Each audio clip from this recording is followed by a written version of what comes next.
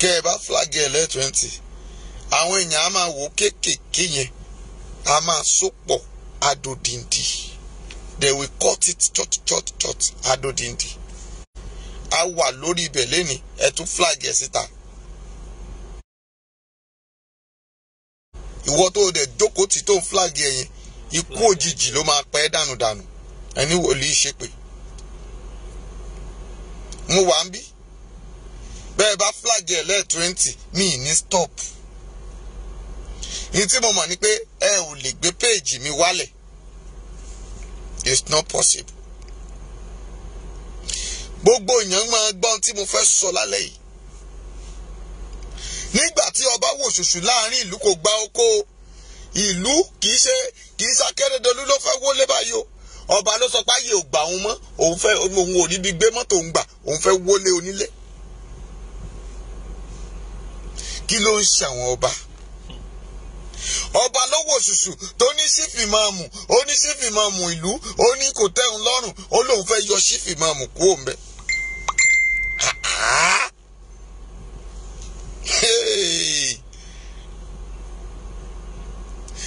Ó máa ń bọ̀ àwọn la máa ń dẹ́ẹ̀dẹ̀ ó máa ń dogun bọ̀ rèé. Ààrẹ ń ṣe rádaràda àwọn ọba gan-an wọ́n ń ṣeré dòdòdó. Gbogbo ẹ̀wà tí ẹ̀wà yé wa mọ̀. Amọ̀nà tètè máa bọ̀ o, amọ̀nà tètè máa bọ̀ wá. Ayé ń bàjẹ́ o, amọ̀nà tètè máa bọ̀ o.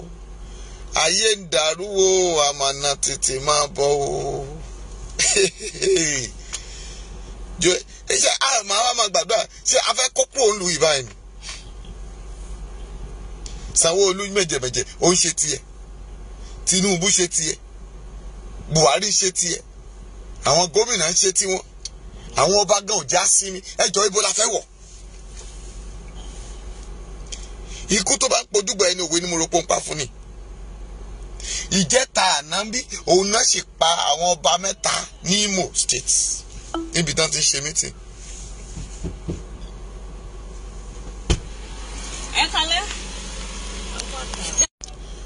Ọlọ́run tó ní májẹ̀mú tó ń gbé májẹ̀mú rẹ̀ ga kò yí padà. Ṣùgbọ́n Ọlọ́run wà ń bẹ̀ ó dúró síbẹ̀ ó ń béèrè ohun gbogbo tí èèyàn bá ní láti fi rìnrìn àjò. Ṣùgbọ́n àwọn ọba ò jẹ́ ká mọ̀. Ibẹ̀ yẹn gan ni gbogbo yín ti máa mọ̀ pé gbogbo ohun tí ènìyàn ń ṣe, gbogbo wàhálà wa, gbogbo ìfisí wa, gbogbo ìrìn àjò wa, gbogbo ohun tá à ń dáwọ́lé nílẹ̀ Yorùbá yìí àwọn ọba ni òjò kẹsẹ̀ járe. Ṣùgbọ́n nínú yín ní ọkàn ti yín ẹ ń rò ó pé àwọn ni the next person. Tó o bá jókòó bí wòlíì tó o jókòó bí pastor tó ń sọ wípé àwọn yẹn ni the right person sí ẹ, don't deceive yourself. Bíbélì ti sọ pé ká má ṣe fi ènìyàn ẹlẹ́ran ara ṣègbẹ́kẹ̀lé.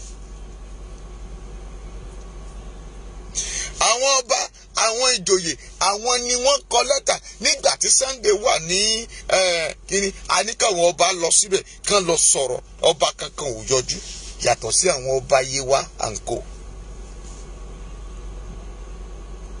Àwọn ọba wọ̀nyí náà kọwọ́ bọ̀wé lẹ́yìn. Ẹ̀dẹ̀ bímọ o adẹ̀jọ́ ń dàgbà lọ ni. Ẹ bímọ ṣèbí gbogbo àwọn ọmọ yín wà nílùú òyìnbó wọ́n dẹ̀ ń gbọ́n tí mò ń sọ yìí. Ṣùgbọ́n ilé bàbá tèmi ilé bàbá tìyẹ ló wá fẹ́ wó. Ó máa lẹ́yìn o. Ṣẹ́rí bí ogun ṣe ń bẹ̀rẹ̀ rèé. Ǹjẹ́ ẹ̀yin rántí bí Boko Haram ṣe bẹ̀rẹ̀? Ṣé ẹ rántí bí Boko Haram ṣe bẹ̀rẹ̀? Gómìnà kan ní Oníbọ̀nú tó lọ rẹ́ǹtì àwọn Boko Haram nígbà yẹn tó ní kí wọ́n wá bá wọn ṣe jàgídíjàgan òṣèlú ló kó wọn dé. Nígbà tán jà tán tó gbayè tán gbòpò tán ní tí wọ́n dìmáìdì fún lọ́wọ́ ẹ̀ kò lè san fún wọn. Ìgbà tí ìjà dé ló pe ọ̀gá sójà pé ẹ gbà mí o, àwọn eléyìí wọ́n fẹ́ gbàjọba lọ́wọ́ mi, ni wọ́n pa ọ̀gá tí wọ́n pa bàbá tó pa ọ̀gá àwọn Boko Haram làwọn yẹn bá gbilẹ̀. Wọ́n gbilẹ̀ tí wọ́n fi ṣìkáò tán fi sí títí ẹ mọ iye ẹ̀ tí sójà declare pa wọ́n pa ṣìkáò, wọn ò mọ̀ rí ṣìkáò pa, ó máa ń sọ̀rọ̀. ASWAP tí wàá jáde, báwo ni ASWAP ti jáde gan, báwo ni àwọn náà ṣe jáde? ASWAP jáde nípa olórí tó ń gbọ́ mi, ẹni tí wọ́n pa ọ̀gá Boko Haram tí wọ́n pa, àkọ́bí ẹ̀ làwọn kan lára wọn tó wà ní Boko Haram ẹ̀ náà tún pínra wọn sẹ́yìn, wọ́n á tún pínra wọn pé ẹni tí bàbá ẹ fẹ́ mí ẹ̀ lélẹ̀ yìí òun ló yẹ kó jẹ ọ̀gá.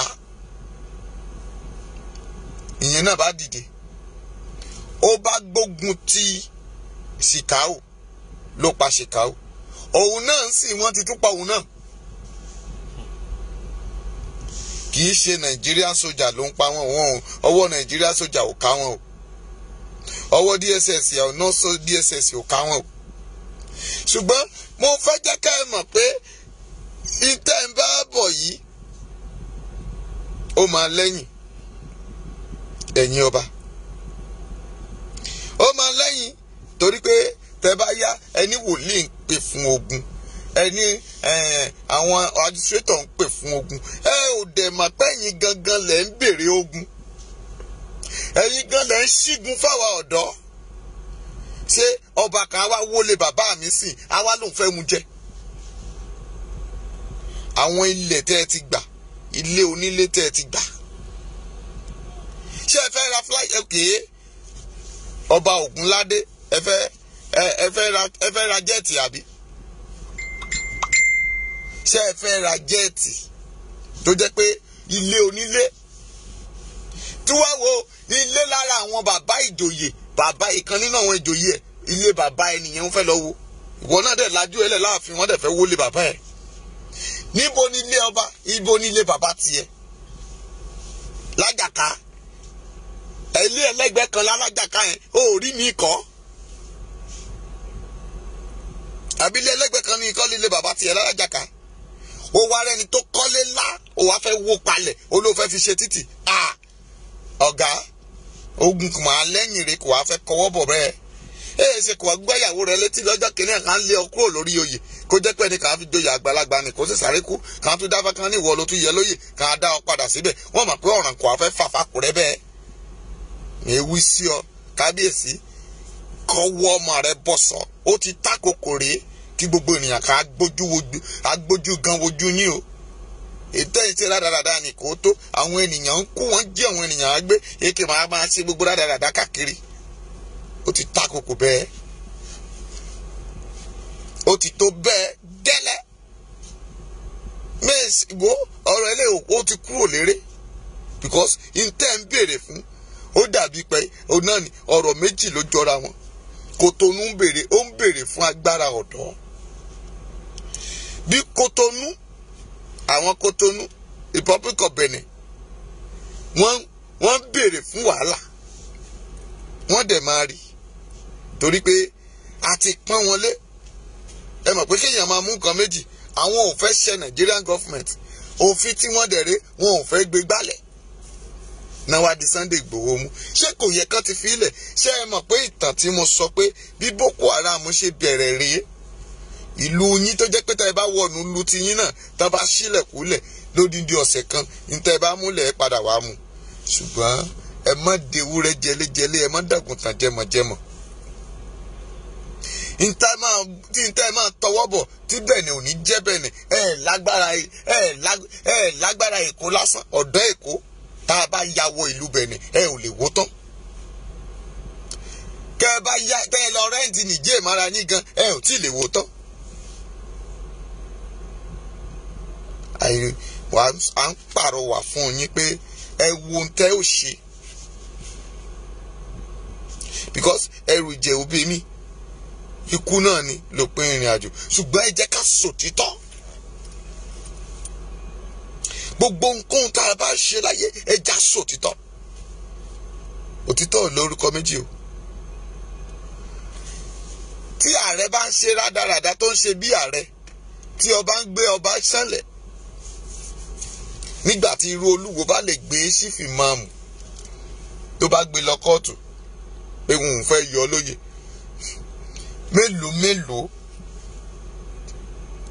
mélòó ni pásítọ̀ ni archbishop, mélòó nínú yín ni Ọlọ́run fẹ́ lò bẹ́ẹ̀. Ṣùgbọ́n mo fẹ́ jẹ́ kẹ́ ẹ mọ̀ léni pé agbára ju agbára lọ. Tẹ́mi Ọlọ́run bá wà lóòótọ́ tó sì ń jọba síbẹ̀, ìyè ni fún orúkọ rẹ̀. Ṣùgbọ́n mo fẹ́ jẹ́ kí gbogbo èèyàn mọ̀ pé mo fẹ́ jẹ́ kẹ́ ẹ mọ̀ kinní kan tó dá mi lójú, pé nígbà tó bá yá wọ́n máa fọ̀nà léwọ̀n ẹ o. Ẹ bèrè lọ́wọ́ Ambode tó ṣe tó lé wòlíì kúrò, tó lé pásítọ̀ kúrò lórí pẹpẹ. Ká máa wá ní ọba, ẹ máa ṣí gbálàsì ni. Torí pé gbogbo ẹ̀yin ọba wọ̀nyí, Kẹ́hìndé, Màámi Kẹ́hìndé Lawan, Ẹ̀rà Ànúgbà, Peter Ọládélé Ògòrè Afọ̀n, Màámi Yashilo, lórúkọ Jésù, ẹ màmá Ẹ̀rà Ànúgbà, ẹ̀mí mímọ́ ò ní dágbére fún yín o. Ohun tẹ́ ẹ máa dáwọ́lé, tẹ́ ẹ máa sì ṣe, ẹ ò ní bá wọn dáwọ́lé. Ẹ káalẹ́ mọ̀, God bless you, more anointing in Jesus name. Ẹ ṣeun, ẹ káàbọ̀ o, ẹ kú ọ̀rọ̀ ìlú, ẹ sì kú ọ̀rọ̀ àwọn èèyàn wọ̀nyí tí ẹ ń gbàdúrà tọ̀sán tòru fún. Ogun ológun ò ní ṣẹlẹ̀ yín lórí o. Gbogbo ohun téèyàn bá ń ṣe, máa ṣe pẹ̀lú ètò Ọlọ́run. Ènìyàn ò gọ̀. Tó bá rò pé you are cheating someone today, gbogbo kò mọ tó ń ṣe. Ó mọ̀ ọ́, kì í ṣe dìdìrìn. We need to wise. Many things people are doing sometimes. Nígbà táwọn ènìyàn bá ń ṣe nǹkan yẹn, I will start to look at them. Màá máa wò wọ́n bíi pé nǹkan táwọn ènìyàn ṣe, ṣé wọ́n rò pé àwọn míì àwọn nìkan ni wọ́n gbọ́n ni? Wọn ò gbọ́n. Wọ́n ní a kì í fi iṣẹ́ ìgbọ̀nsẹ̀ rán ọmọ ẹni. You think you wise. You call someone a representative síbì kan. Ó fèèyàn aṣojú síbẹ̀, but ó fún ní nǹkan kan. But ibi tó yẹ kó ti rí nǹkan, òun gbé fẹ́lòmíì. Don't call him má pè é ní dìdìrìn o. He know what he's doing. Ó mọ ohun tó ń ṣe. Torí pé nígbà tó bá pẹ́ tó bá yá, àánú Ọlọ́run á dìde. Ògo Ọlọ́run á sì dìde pẹ̀lú.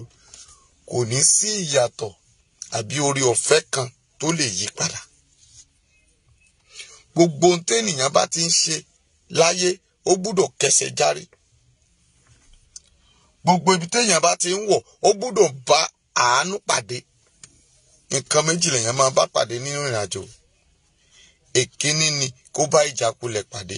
Gbogbo èèyàn tó ń gbọ́ mi láyé ò ní bá ìjákulẹ̀ pàdé lórúkọ Jésù. Mo ní gbogbo ibi tó o bá wọ̀ láyé ò mà ní rí ìjákulẹ̀. Ẹlẹ́ẹ̀kejì pé gbogbo ibi téèyàn bá ń dé láyé kó máa rí ọwọ́ yọ. Gbọ́, mo gbàdúrà, gbogbo ọ̀rọ̀ lọ́wọ́ máa ń yọ ọ́ jorí látẹ̀ní lọ. Gbogbo ohun tó o bá dáwọ́lé máa yọrí ẹ̀ báyìí. Àwọn màmá yóò ṣàmì. Mo ní ẹ máa yọrí ẹ̀. Bàbá mi tẹ lọ́ọ̀fù tẹ láìkì ẹ̀. Wọ́n fúlàgì wa lẹ́ẹ̀mẹ́rin lálẹ́ yìí. Torí pé a fẹ́ sọ̀rọ̀. But mo ti rẹ́dí yín, ẹ̀yin ọba, ẹ̀yin ìjòyè, ẹ̀yin ọkùnrin, ẹ̀yin obìnrin. Ẹ yí padà kúrò nínú ìwà ẹ̀rín ibi. Ṣé tó bá wọlé onílẹ̀? Wọ́n ní tá a bá rán ni níṣẹ́. Yorùbá ò gọ̀. Ó ní tá a bá rán ni níṣẹ́ ẹrú, a máa ń fi tọ́ máa jẹ ni. Ṣùgbọ́n ẹ̀yin gómìnà ẹ̀ ń rán àwọn ọba ní ikú tòde. Ṣé wọ́n ti mọ̀ pé ikú ní gbaṣọ lẹ́nu ewúrẹ́? Tí o bá rò pé ó fẹ́ lo 5 years tó bá lo, ẹ̀yin ọba mi sì máa yàgbẹ́ sára nígbà tó bá takò. the total insult ń bọ̀ fún yín. Mo dẹ̀ kéde ẹ̀. Ẹlòmíì máa yẹrí fún adé á dẹ̀ máa sá lọ.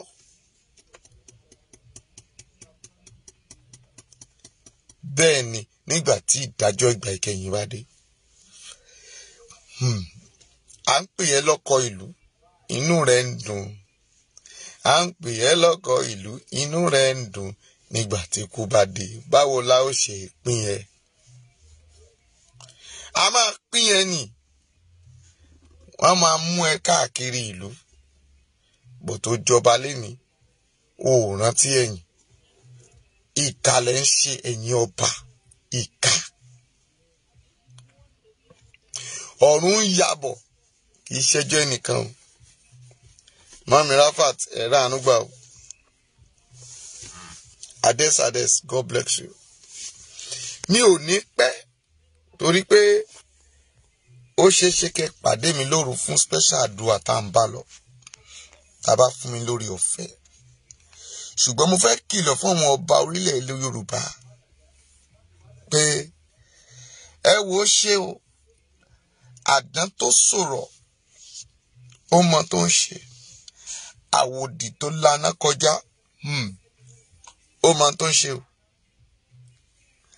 Ẹ ń ti àwọn èèyàn lọ sí ipò tó máa mú ìbànújẹ́ wá. Ẹ ti ti àwọn èèyàn dé ipò má lè jókòó. Kò síná kò sómi. Gbogbo títì ló bàjẹ́. Adẹ̀ ń pariwo orílẹ̀-èdè kan yóò dáa. Àtìgbà tá ti bí mi ni mo ti ń gbọ́ pé orílẹ̀-èdè yá dáadáa. December 31st máa pé 50 years. Ṣé ọmọ 50 years yìí wá jẹ́ ọmọdé kékeré? Kò dẹ̀ tí ì dá sí àkókò yìí. Gbọ́ mi, gbogbo ẹni tó ń gbọ́ mi, mo ní yóò dára fún ọ.